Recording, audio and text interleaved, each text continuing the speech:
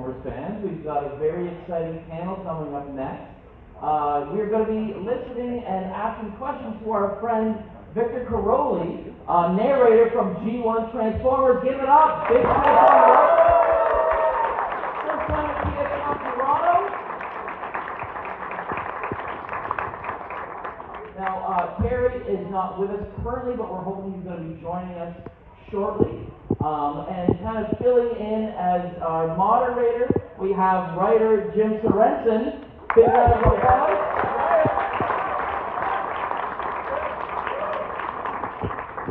Now, this is a Q&A session, so most of the content is going to depend on what questions that you ask. So I'm going to kind of get the ball rolling by asking the same question we ask at most Q&A panels, but after that, please feel free to come up and ask your own questions. So Victor, to get things started, we'd love to hear about how you got started in your career voice acting, and what series of events brought you to work on the show we're here to celebrate, the Transformers. Okay. Thank you. That's actually a long story. It started when I was 26, and I'm obviously not 26 anymore. By the way, this is smoke fruit, not drugs. As far as getting into the business, I was a stage actor, professional stage actor, and this agent in Chicago heard my voice, and she said, "Young man," I was 26 at the time. She said, "Young man, have you ever done any voices?" And I said, "What's that?" Because back in 1968, yes, young people, there was. And so she told me what it was, and she said, "Do you think you can do that?" So I don't know. But she gave me a piece of copy, and I read it out loud. And she said, "Do you have a tape recorder at home?" And I said, "Yes, I have a tape recorder."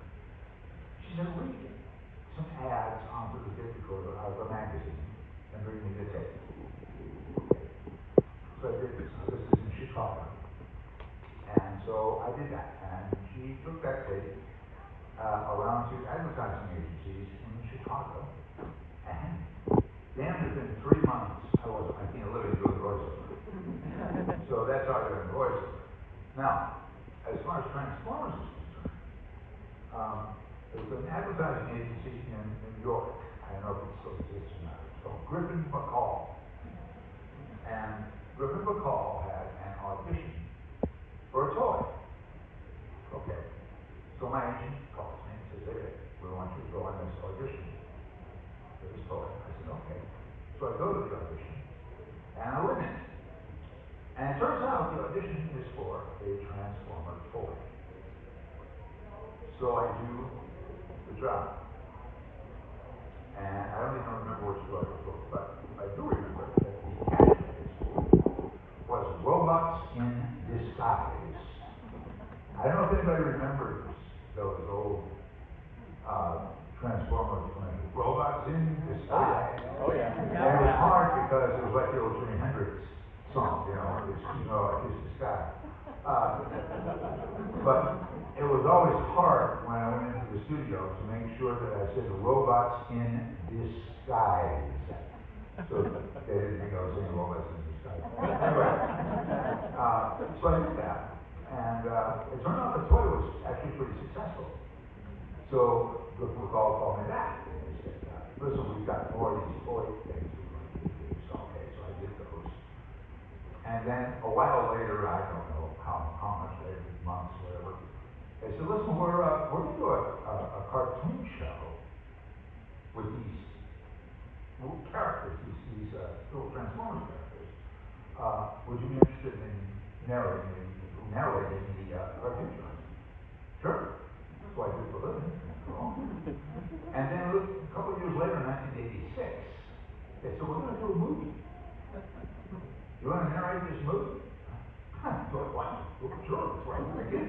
How would I say no?" So I did it. And then I just didn't think any more about it because we didn't have internet, we didn't have Google, we didn't have anything. So I moved on with my life. And then years later, when Google came out,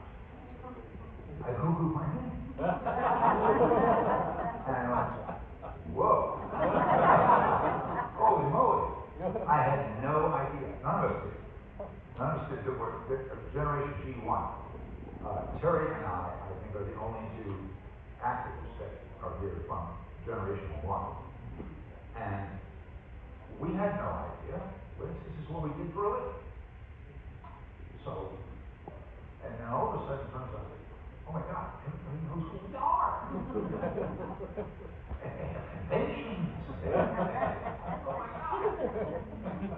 So anyway, that's the story. That's the story on that. That's how I got into voiceover, and that's how I got into Transformers. Right there.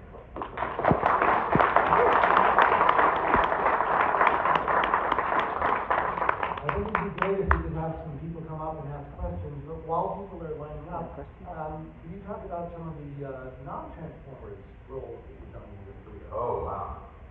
Well, as far as cartoon work goes, I haven't done a whole lot of that. But are any of you familiar with the original movie of My Little Pony? The original. Where Sandy Duncan was the woman. I was the voice of Cheetor, the centaur at the end. Whoa, all the little ponies beat them all up in half. And there's another kind of weird one called Bravest Warrior, where I played the paralyzed horse. I never really watched that one. And I really can't think of any. There were a couple of those, but I was just throwing them. They never went anywhere. But most of my work was commercial, television commercials. I did, believe it or not, CoverGirl commercials for 12 years. I was the voice of Monday Night Football when it was on ABC. When it moved to ESPN, they wanted a different voice. I also buy toothpaste, United Airlines. What else I do, Patty? Okay, what else I do? Dentine chewing gum. Dentine chewing gum. There's so many. Literally thousands of commercials over my life. And that's how Vic, remember that Prestone Zone? What was that great line? I did a series of commercials for Prestone. One was the stuff that you sprayed in the driveway to keep the ice off. And the tagline was, "Kiss your ice goodbye." That was a favorite. That was something I did. And I did a lot of what they call radio imaging for rock stations. Things like the guy that says things like, if it's too loud, you're too old. Kiss 95. Stuff like that. There's a lot of that for radio stations. But to try to remember, again, literally, in the real, true, honest sense of the word literally, as opposed to figuratively, thousands and thousands of commercials over the 40 years I was in business. So it's a little hard to remember. That was awesome. I love that. Yeah, because it's what I did for a living, and I could make a pretty decent living at it, so young man, what's your question? Building off of what you said before about Google and how that was so huge, changed everything. What are some of the major changes you've noticed throughout your time in the industry, either how it operates or just the production side of things, or what people will ask for and read? That is an excellent question. Because there's been a lot of changes over all the years. First of all, when I first started working, going to recording studios, I had all these patch cords and all these and then slowly other people began working from home, the financial guys, and all these things. I thought, well, there's no way.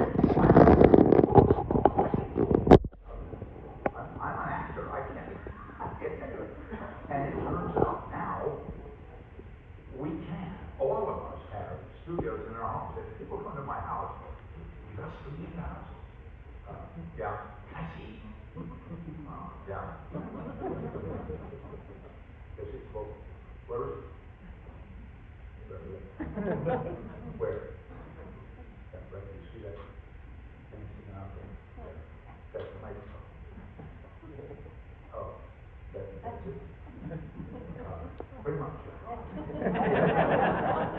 that has changed. Now we can actually work from home. You don't have to be an engineer. There are software programs.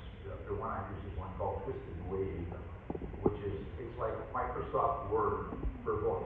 I can actually take I remember when I was doing a radio station that ended in 95, and I did a tape that I really liked, but at the end of it I said, 95, and you couldn't hear the beat. You couldn't hear the beat. So I went back to a tape I didn't like, and where you could hear the beat. I took the beat off of that one, and moved it over, and I put it on the tape I liked. And you don't have to be an experienced engineer to do it. It's like taking the S off of a word in Microsoft Word and moving it over, putting it over on a word that was supposed to have it and didn't. So that was a very, very big difference. The other very, very big difference, which is a rather unfortunate difference for people, younger people trying to get into the voice racket now, is celebrities. When I was in the business in, the late 60s, but very late 60s, mostly 70s, 80s, early 90s, and I call us the peasant voice workers. Those of us who are not, Donald Sutherland and George Clooney, the peasant voice workers. We did everything because the celebrities looked down on voice workers. So we did everything. In the 1976 Baseball All-Star Game, I had 2 network spots running. That's not going to happen anymore because those network spots are going to be done by celebrities.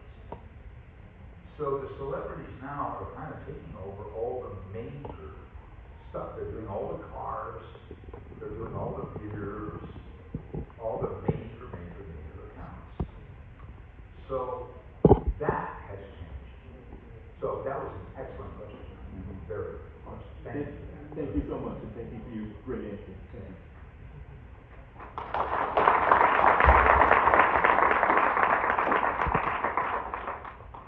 Hi, Victor. I just want to say I'm really, really glad that you're doing conventions now. There were years there where it would have been great to have you at a con, and now to have you here as somebody who narrated a lot of our childhood. So thank you for being here. Thank you. At most conventions that I've been to, whenever there is a Generation 1 panel, the folks will always tell stories about Wally Burr and just how notorious he was in the booth. And while I know that most of your work was sort of solo as the narrator, you didn't exactly interact with the other actors, you would have interacted with Wally. And the stories about him trying to direct Orson Welles in the movie and all the various outtakes and whatnot, just curious if you had any really good Wally Burr stories. Boy, unfortunately, I don't even know who you're talking about. Because some of you know this and some of you don't, but I recorded all of my narration in New York. All the other guys, all the other actors were in LA. So my stuff was recorded in New York, sent to Los Angeles, and then woven into the fabric of the show. And it wasn't until, I think about a year and a half ago or so, we did a Zoom. There were about 6 or 8 of the LA actors. And that was the first time they'd ever met me. They knew what it was. Because my voice is on all the stuff. And I had never met them. So that was the first time I'd ever seen them. And then Orlando, last year, the convention in Orlando, I met Richard Newman and Dave Solo and several of the other people. But that was the first time I'd ever met them, the first time I'd ever seen them. So I was really disconnected from all of the actors, but the way they wove my voice into the fabric of the show, it didn't sound like that. It didn't sound like I was coming from, planet Cybertron somewhere. It sounded like I was actually part of the show, so that was the engineers that did that. So I have no stories at all. It was me. That's a script.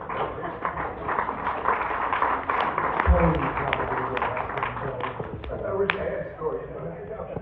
All right, so first I just want to say, it's Canada. Go ahead and put the drugs in your drink if you want. And secondly, like you touched earlier about how, eventually you got on Google and you realized like what a big impact you have on everybody and all of that. And I'm sure everybody in this room has said it is the year 2005 and your voice countless times. What's that like? What does it feel like to be in your shoes? You're in this room, everybody adores this thing that you did. To quote you were just showing up to work. It's and my wife will back me up on this. This is, I still can't wrap my head around this. That if I said it the way I say it, that you guys would probably all freaking wrong.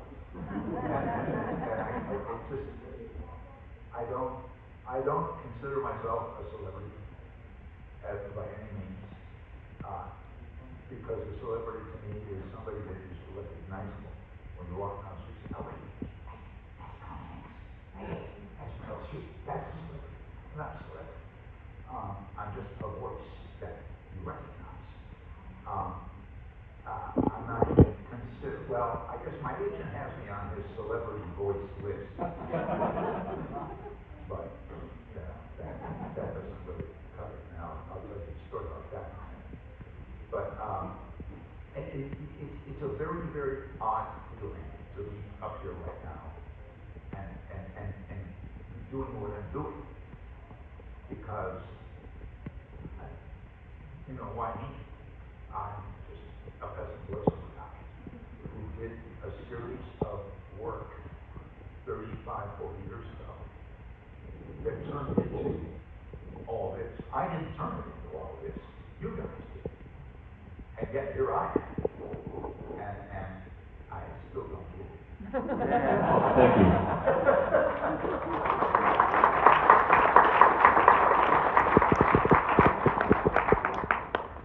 I first want to start off by thanking you. Because of your voice starting off the show, me and my brother have so many pleasant memories together watching it.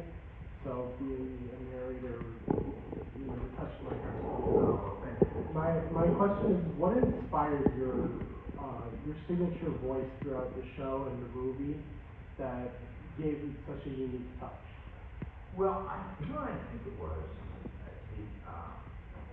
I couldn't very well come on and say, it is the year 2005.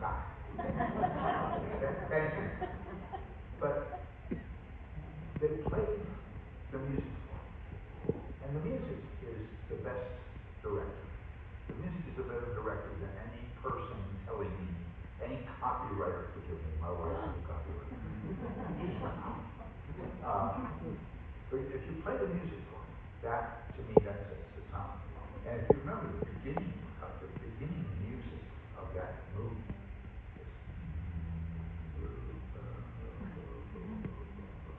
see, you almost have to say, it is the year 2005. You can't. You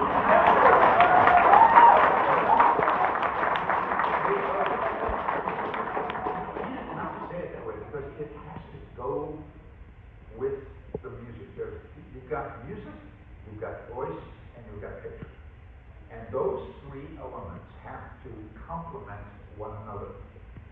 And if they don't, then something's wrong somewhere. Either the music is wrong, or the picture is wrong, or the voice is wrong, somewhere. So my job as a voice actor is to make my voice complement and work with, in my case, the music, because I didn't have film, so we couldn't do that back in those days.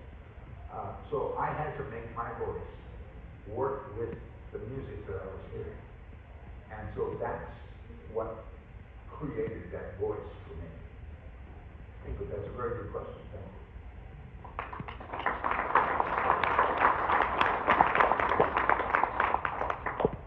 Hello. Just wanted to say thank you as well grateful for your contributions to a show that's very dear to a lot of our hearts.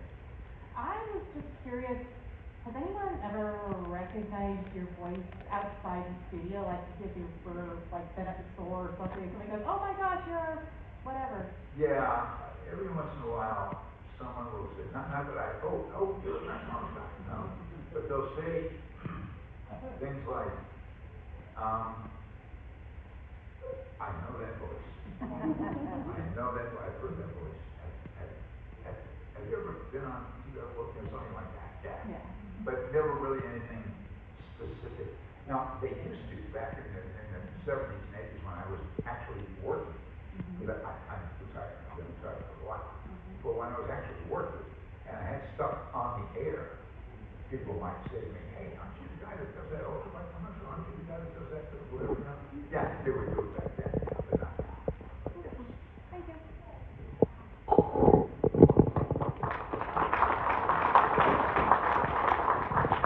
I got a question for both of you. What is your favorite bad guy? My favorite what?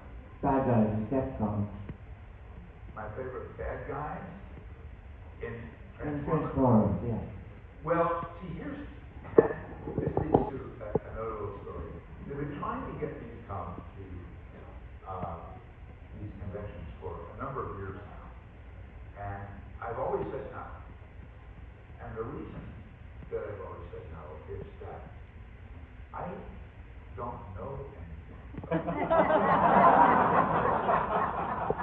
The reason that I don't know anything about Transformers is that I was in my 40s when I did these things. I was not a kid. I didn't watch the cartoons. I saw the movie just because I had to see it because I narrated it and I wanted to see what I did. I did not see, I never saw the cartoon show. I would occasionally see the commercials because I did watch TV back then. So I don't know who Starscream is. I don't know Jeffrey. I don't even know the names of the characters. So I used to say, like, I can't go with it. I said, boy, I can't go with this thing. I don't know anything. I don't know anything about it. You're going to ask me about all these characters. I don't even know. But finally, Colin that was who runs this whole show, he called me, it was 2 years ago, and he actually called me instead of just writing to me. So it was really like I had to talk. I said, you know what, I'm going to go this time. But then COVID hit, so I couldn't go. So the next year, which was last year, I did go and found it didn't really matter. I had an absolute blast. We had so much fun. But unfortunately, I can't answer your question because, as I say, all I know is that Optimus Prime was a good guy and Megatron was the leader of the bad guys. And honestly, that's really all I know. They just want you to put that in. I don't know anything about it. I really don't.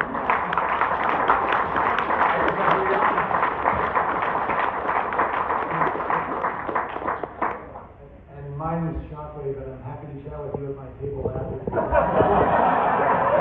Pictures down. There you go. Thank you. Oh. Sorry.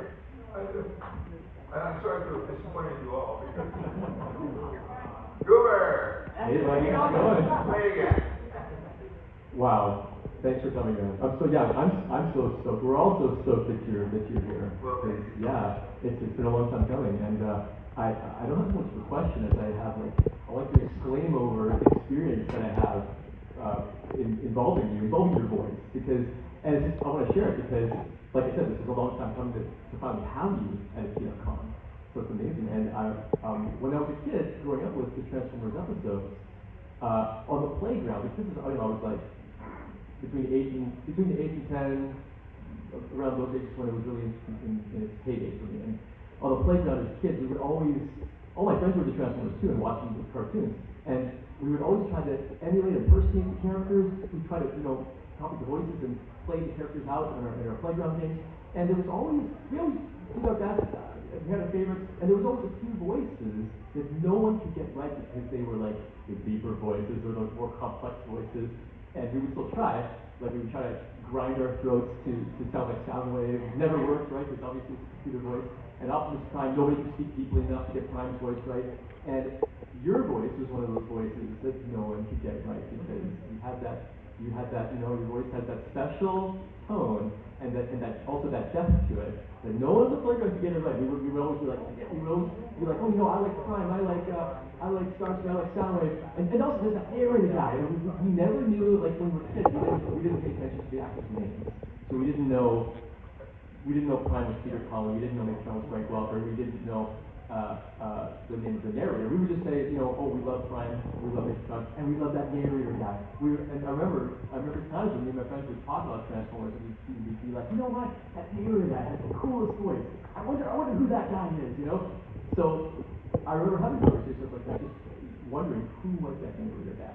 And it's so now it's like, oh my God, I've met the narrator. Yeah, it's like, it was you, and I'm so happy that, you know, we get to have this experience with you. So, well, thank you. Thank you Very much. Thank you. That's a very good story.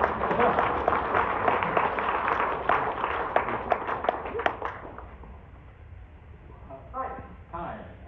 You touched on the fact that you said that celebrities are being more prevalent. My biggest question, I guess, is do you think that there should be a specific category or union for voiceover people as well? Or are you yourselves all part of the same union like SAG or? We are part of SAG and AFTRA, which is the American Federation of Television and Radio Artists. Used to be two separate unions. Now it's called SAG-AFTRA. It's all one union. And we all belong to it. And it doesn't matter whether you're doing voice work or film work, TV or whatever. It all falls under that umbrella. And the way I judge the celebrity voices, when I hear one, I think to myself, all right, if that person were not a celebrity, would that person make it as a voiceover artist? And 90% of the time the answer is absolutely not. Sometimes Donald Sutherland, George Clooney, Susan Sarandon, people like that, they're wonderful voices. They're excellent. They're outstanding. And had they not been celebrities, they would make it as voiceover people because they have outstanding voices and they know how to use them. But I can tell you, let's see, which one is the one to use? Let's use this one. There was a program coming on in about a couple of weeks. I was just dying to see it. It was one of those National Geographic underwater things, you know, with the divers on. I loved that stuff. Couldn't wait to see it. So here it comes, comes on, and there's this female narrator, and I thought, not that there's anything wrong with female narrators, there are, believe me, many outstanding female narrators that I have personally worked with. But this, God, they had an audition, and this woman won. It's terrible. Remember I said that you have to, the voice has to complement the film and the music and everything, all three of those things have to come together. Well, this was so bad that I turned it off. But, at about 5 minutes before the hour, I turned it back on, but it was like TV credits. Narrator, Sigourney Weaver. So the next day, I told my agent, I said, Stephen, you're not going to believe this. But I told the whole story. With Sigourney Weaver, there's this long pause. Well, Vic, Sigourney's one of my clients. And she was probably paid, $85 million. I would have done it for $79 million. Anyway, we have Mr. Terry McGovern with us here.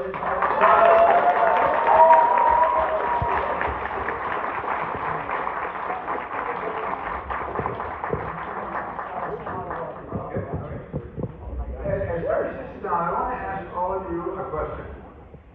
How many of you have ever met in your entire lives someone who was born on exactly the same day, month, and year that you were. I see 1, 2, 3, 4, 5, just a few hands. Well, as it turns out, this gentleman and I were born on exactly the same day, month, and year.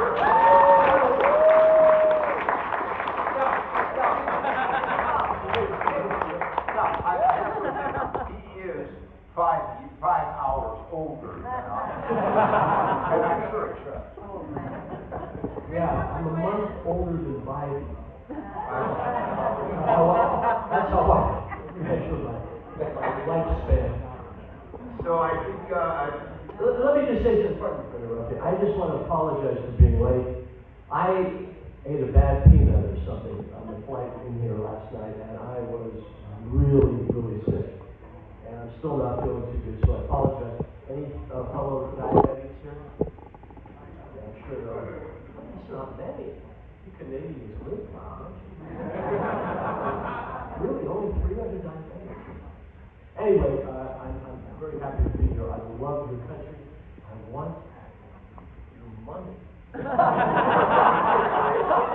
coolest money I've ever seen. Yes, it is. Yeah. But it must be almost impossible to count it, huh? We'll have to try later. What are we talking about?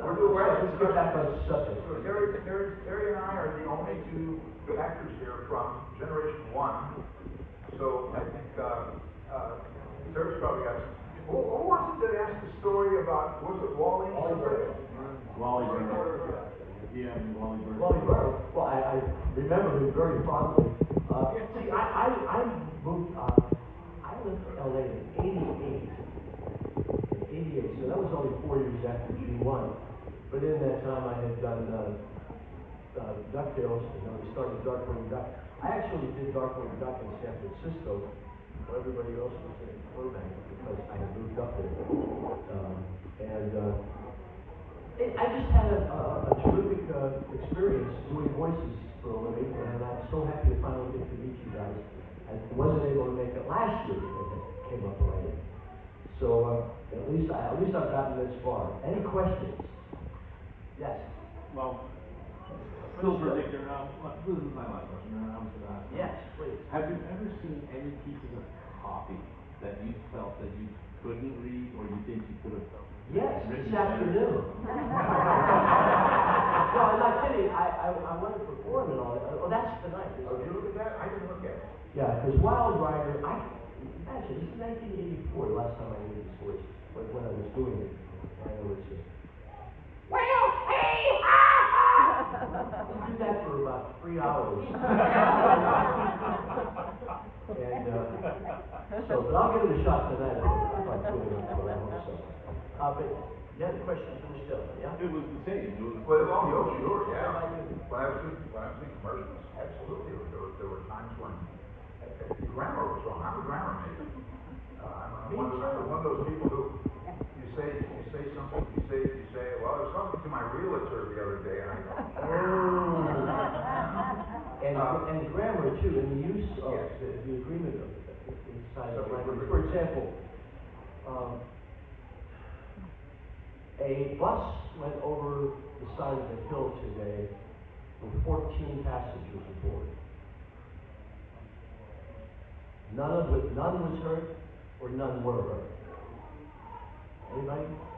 None were. None.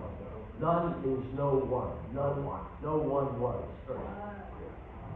And I've seen people getting paid a substantial amount of money on television. Don't know it. All the news anchors that say, well, this could possibly lead to war. Does anybody hear anything with take out the word possibly? Potentially. Could potentially lead, but take out the word potentially. What does potentially mean? It means could. But it drives me crazy. So I see these things. We're losing them. They're nodding off. Hey, we came out to a con and found themselves in another damn language.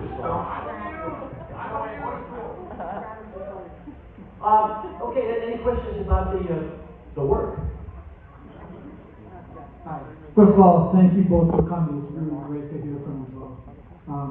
My question for Mr. McGovern is, I noticed that Onslaught had a bit of a British accent. Was that by design? Did somebody tell you to do that? And what process did you use coming up with the voices of all the characters? I don't remember. Were you here in 1984, sir? Well, I was watching at home. I think there was some stipulations in the scripts, as I recall, and I think it might have asked for that, and that's why we did it. And I wasn't the only voice for Onslaught. I did the original, I think the first season, and then, as I said, I moved away, and they hired. It's been at least 2 or 3 others.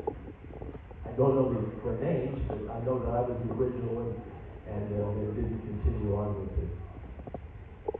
The original one was the best, so there you go. Appreciate it. Thank you.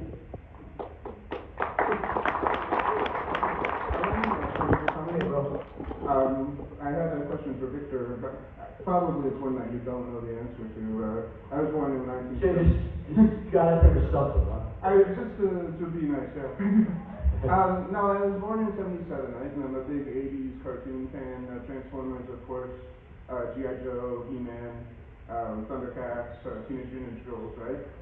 Only one that has a narrator that I can remember is Transformers. So it added so much to the show. There's so much less exposition. You know, it makes it not more mature, obviously, but on that level. So I was wondering, first of all, thank you for that.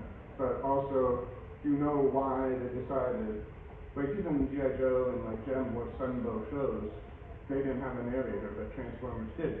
So do you know why they chose to have you? That's a very good question. I don't know. I don't know. Isn't that what It's unique. It's a conceptual decision. It was made, the first page, they decided what they wanted to do, and I think it was a good choice. Yeah, no, it's brilliant. Like even, not just in the movie, but in season 1, episode 1, you come in first, right? And you're talking about it. It's great. You are the first voice in Transformers. Yeah, but you're the first guy you hear. But he says that G.I. Joe and all those other shows, like, kind of, shows that are like that. Like G.I. Joe and Gem were made by the same people, or the same writer. It's probably because Transformers was such an alien concept compared to the other shows. It's about humans on Earth. Transformers, it starts millions of years, billions of years ago. And it gives you that extra information that would be hard to impart otherwise, other than It'd be Wheeljack and Bumblebee trying to fit it into their dialogue, right? You did a very similar narration for the cartoon Robotics.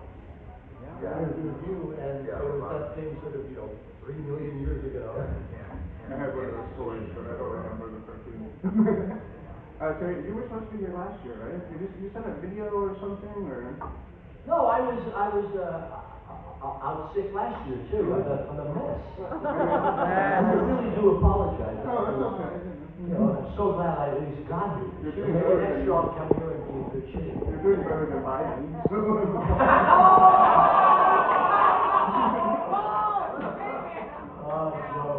So what are we gonna do? You guys have any clue, any hints? Not that I don't have a vote, obviously being Canadian, but I would vote for him even if he was a corpse over here. Good for you. Anyway, my question is, Look at the alternative.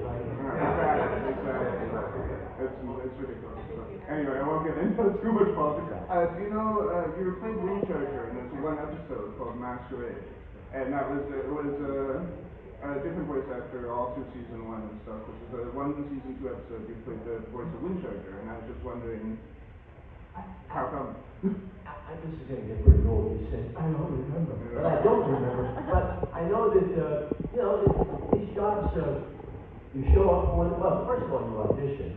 But oftentimes the producer, in this case, Wally Burr, great guy, what a great guy, he knew what we could do. So if there was an extra voice, like I was doing Wild Rider, Well, on lunch. It was a spent-upon-heavy episode. So On DuckTales, I showed up one day and they said, you're one of the Beagle Boys. Okay.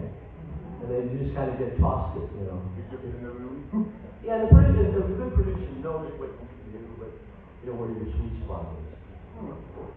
Sorry, we have about 8 minutes left, so, we'll try to go to everyone who we may not. Gentlemen, thank you very much for coming here.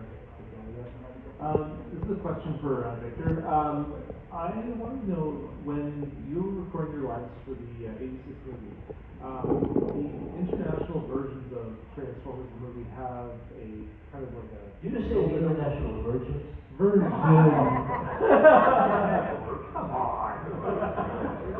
There's like an opening narration that is provided during the opening credits. Do you know if that was recorded at the same time as when you did it for the North American? No, I just recorded it once. You just recorded it once, so it was all in one shot. Perfect, thank you. Thank you. Okay, so my question is for Terry. What's your favorite episode of DuckTales and Darkwing Duck?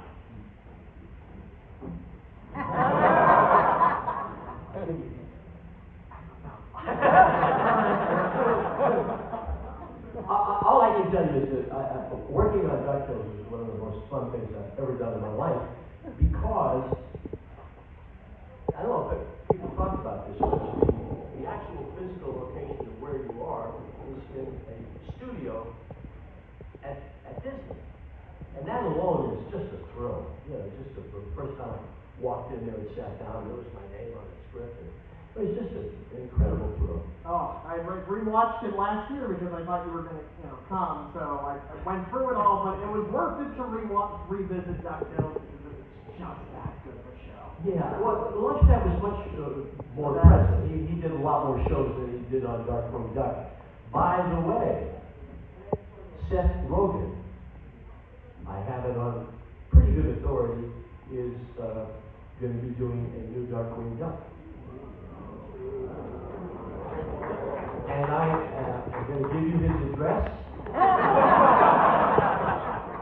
And because, I don't live in, I'm not in the community anymore, so I'm trying to figure out how do I get over the transit and get his attention. But, it's supposed to be one of the works from Seth Rogen. He did a great job with Ninja Turtles. So I'm sure I did not care for the reboot of DuckTales. Not only because we weren't invited back, not one of us. And that to me was a real disappointment, because Disney has always been known for continuity and a certain amount of loyalty to their voices. And I don't think it's so much that they're loyal to the actors as they are to the fans, and don't want to jar them with suddenly a different voice. Because you guys will hear it in a split second. You'll know instantly. But they rented the whole franchise out, and not one of us was used from the original show. And one final note on that, Alan Young, who is one of the greatest people I've ever worked with in my life, what a sweetheart, did a better Scottish verb than David Tennant did on the reboot, and he's from Scotland. So there. Thanks. Okay, so here's my question. You might have already answered it, maybe not. What was it like working with Alan Young on DuckTales and Jim Cummings on Darkwing Duck? Okay, Jim was, I was just talking to somebody who said they heard Jim say that he only worked with me once in person. And that sounds right, because as I said, we did DuckTales in '84 and did a whole bunch of lots. And then it was over. And I moved up to San Francisco, back home, and to go back to radio, and I got a call from my agent who says, you have been spun off. Now, to my knowledge, I think Launchpad is the first spin-off character to go from one series to another. I'm probably wrong on that, but I was really delighted to hear it. But I had to do the recording stuff in San Francisco. I could fly down every week, and they accommodated me, and we did a phone patch. You know what that is? Okay. Don't do phone patches anymore because you can record live. with people who are at great distances away. Did I answer your question? Did that you can come close? Well, what was it like working with Alan Young? Oh, yeah, well, I had said, absolutely the royalty of voice work. He was a prince of a man, absolutely prince. And he always sat somewhat apart from us because he had so many lines in it. He was sort of canted so he could look at all of us, and so we could play off it. And everybody just is delighted in making him happy, and you're doing your best performance for Alan Young because he always gives his best. Thank you. Thank you. I think we have time for one last question. All right, I'll make it good. So I'm always curious about how professional actors come into this kind of world with spacey stuff and names of complicated toys and things like that. Sometimes these actors are, really Shakespearean and dramatic as far as their viewpoint on acting, and how did you approach this kind of spacey, weird stuff? I had no high artistic ideals to interfere with my work. I was a disc jockey. I mean, primarily that's how I made my living from the time I was about 20 years old. I worked in major market radio and had a great career, very, very lucky. And acting was something I did also, but alongside of it, this was my steady work. And these were the jobs I got if I got lucky after an audition. So I think I brought some good standards to it. I didn't let the classics get in my way. Awesome, thank you guys. Thank you.